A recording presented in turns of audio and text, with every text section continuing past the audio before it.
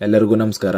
ಕರ್ನಾಟಕ ಪರೀಕ್ಷಾ ಪ್ರಾಧಿಕಾರದ ಅಡಿಯಲ್ಲಿ ಇದೇ ಜನವರಿ 17 ಹಾಗೂ 18ರಂದು ನಡೆದಿರುವಂತಹ ಕಿರಿಯ ಅಧಿಕಾರಿ ಮಳಿಗೆಗಳು ಮತ್ತು ಸಾಮಗ್ರಿಗಳ ವಿಭಾಗ ಮತ್ತು ಕಿರಿಯ ಅಧಿಕಾರಿ ಉತ್ಪಾದನೆ ಮತ್ತು ನಿರ್ವಹಣೆ ವಿಭಾಗ ಮತ್ತು ಮಾರ್ಕೆಟಿಂಗ್ ಮೇಲ್ವಿಚಾರಕರ ಹುದ್ದೆಗಳ ಸ್ಪರ್ಧಾತ್ಮಕ ಪರೀಕ್ಷೆಯನ್ನು ಬರೆದಿರುವಂತಹ ಅಭ್ಯರ್ಥಿಗಳಿಗೆ ಸಂಬಂಧಿಸಿದಂತೆ ಇದೀಗ ಕರ್ನಾಟಕ ಪರೀಕ್ಷಾ ಪ್ರಾಧಿಕಾರದ ಕಡೆಯಿಂದ ಈಗಾಗಲೇ ಈ ಹಿಂದೆ ದಿನಾಂಕ 23/1/2026ರಂದು ಪರಿಷ್ಕೃತ ಕೀ ಉತ್ತರಗಳನ್ನು ಕೂಡ ಬಿಡುಗಡೆ ಮಾಡಲಾಗಿತ್ತು.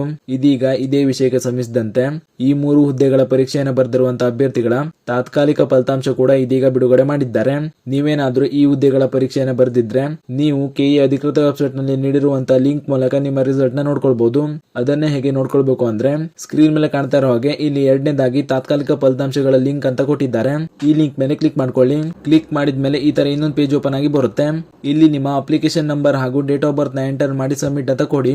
ಸಬ್ಮಿಟ್ ಅಂತ ಕೊಟ್ಟ ಮೇಲೆ ನಿಮ್ಮ ಸ್ಕೋರ್ ಕಾರ್ಡ್ ಶೋ ಆಗುತ್ತೆ.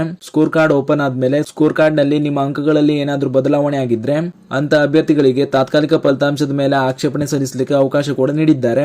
ಈ ರೀತಿ ಸಮಸ್ಯೆ ಆಗಿರುವಂತಹ ಅಭ್ಯರ್ಥಿಗಳು ಸ್ಕ್ರೀನ್ ಮೇಲೆ ಕಾಣ್ತಾ ಇರೋ ಹಾಗೆ ಇಲ್ಲಿ ಮೇಲ್ಗಡೆ ನೀಡಿರುವಂತಹ ಹುದ್ದೆಗಳ ತಾತ್ಕಾಲಿಕ ಫಲಿತಾಂಶಗಳಿಗಾಗಿ ಆಕ್ಷೇಪಣೆ ಲಿಂಕ್ ಅಂತ ನೀಡಿದ್ದಾರೆ. ಈ ಲಿಂಕ್ ಮೇಲೆ ಕ್ಲಿಕ್ ಮಾಡಿಕೊಂಡು ನಿಮ್ಮ ಆಕ್ಷೇಪಣೆಗಳನ್ನ ಸಲ್ಲಿಕೆ ಮಾಡಿಕೊಳ್ಳಬಹುದು. ಆಕ್ಷೇಪಣೆ ಸಲ್ಲಿಸುವಂತಹ ಅಭ್ಯರ್ಥಿಗಳು ದಿನಾಂಕ 30/1/2026 ಬೆಳಿಗ್ಗೆ 10 ಗಂಟೆಯ ಒಳಗಾಗಿ ಪೂರಕ ದಾಖಲೆಗಳೊಂದಿಗೆ ನಿಮ್ಮ ಆಕ್ಷೇಪಣೆಗಳನ್ನ ಸಲ್ಲಿಕೆ ಮಾಡಿಕೊಳ್ಳಬೇಕಾಗಿರುತ್ತದೆ. ಆದ್ದರಿಂದ ಈ ಹುದ್ದೆಗಳಿಗೆ ಪರೀಕ್ಷೆಯನ್ನು ಬರೆದಿರುವಂತಹ ನಿಮ್ಮ ಸ್ನೇಹಿತರಿಗೂ ಈ ಮಾಹಿತಿಯನ್ನು ಶೇರ್ ಮಾಡಿ.